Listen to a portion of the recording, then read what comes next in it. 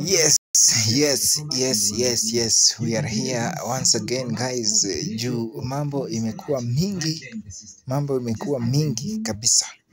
Okay, from the start, guys, as you know, all leo ndo ilikuwa ile siku Omondo Were alikuwa anazikwa, and very many things happened. And by the way, Raila, His Excellency Raila Amolo Odinga made things clear.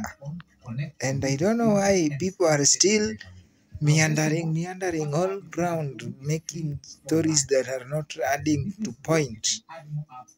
This now must come to an end, because the war has come to an end, and the people who killed Omondo Were, Raila made it clear that he knows those people.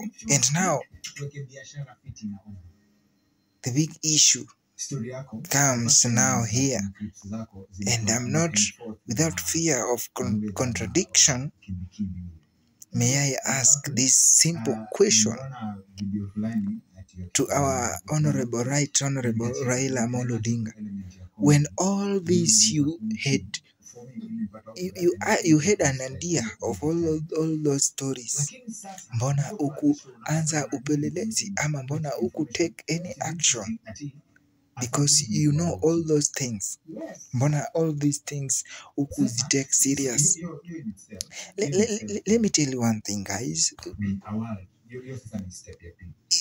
Imekuja in my attention that when somebody dies is when all the truth is being spilled pale.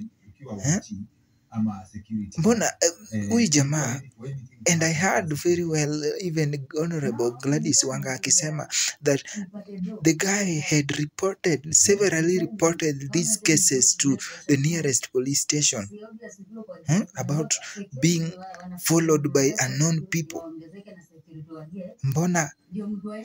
Mbona at that time the serious of the issue we didn't deep in venye tume deep in sahi after the guy amekufa? Why? Mbona tu take any serious action by that time? Is when we are becoming serious after the guy has died. Why? Raila anasema vizuri, ameua Omondo Were, tunamjua. Why now the guy who did all those? And we had time duration in between. We had it. Why didn't we take that action by that time? Is